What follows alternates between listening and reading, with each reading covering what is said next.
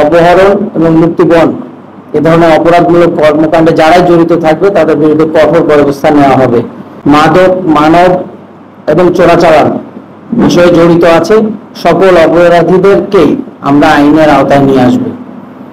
গোপন সংবাদের ভিত্তিতে টেকনাফ সদর ইউনিয়নের দক্ষিণ লম্বর এলাকায় বিজিবি অভিযান চালিয়ে সাইফুল ইসলাম নামের এক অপহরণকারীর বাড়ি থেকে 14 জন দেশ জুড়ে তোলপাড় ওয়ালটন ফ্রিজ কিনে আপনিও হয়ে যেতে পারেন মিলেনিয়ার ভিকটিমকে উদ্ধার করেছে।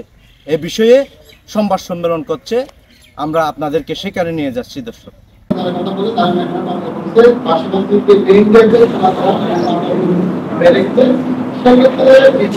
তার কাছ থেকে জানতে পারি বিভিন্ন পন্থায় তাদেরকে প্রলোভন দেখিয়ে টেকনাফে বা টেকনাফ সংলগ্ন এলাকায় ডেকে আনা হয় এবং অভিনব পন্থায় তাদেরকে অপহরণ করে আটকে রাখা হয়েছিল।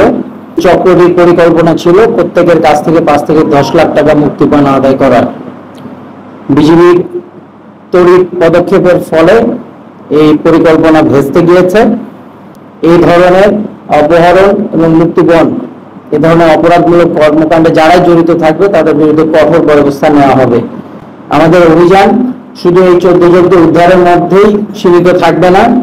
আমরা সাইফুল এবং সাইফুলের মতো যারা এই ধরনের চক্র মাধ্যমে মাদক, মানব এবং চোরাচালান বিষয়ে জড়িত আছে সকল অপরাধীদেরকেই আমরা আইনের আওতায় নিয়ে আসব। আমি ভুক্তভোগীদের কাছে সমব্যথী, তাদের প্রতি আমি সহানুভূতি প্রকাশ করছি এবং আশা করছি তারা তাদের পরিবারের কাছে ফিরে গিয়ে তাদের জীবনকে আবার সুস্থভাবে পরিচালনা করতে সম্ভব হবে।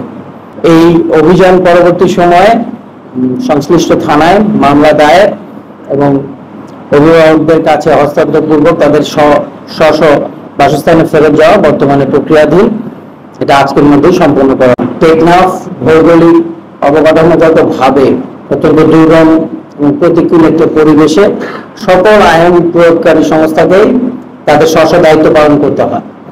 আপনি যে অংশের কথা বলেছেন মেরিন ড্রাইভে, আপনি বিগত বেশ কয়েকদিনের পত্রিকা বা গণমাধ্যমের খবর দেখলে দেখবেন যে মেরিন ড্রাইভে যথেষ্ট সাফল্যের সাথে শুধু বিজিবি নয়, কোস্টগার্ড, র্যাব এবং অন্যান্য আইন প্রয়োগকারী সংস্থা যারাই আছে তাদের সফলতায় আছে।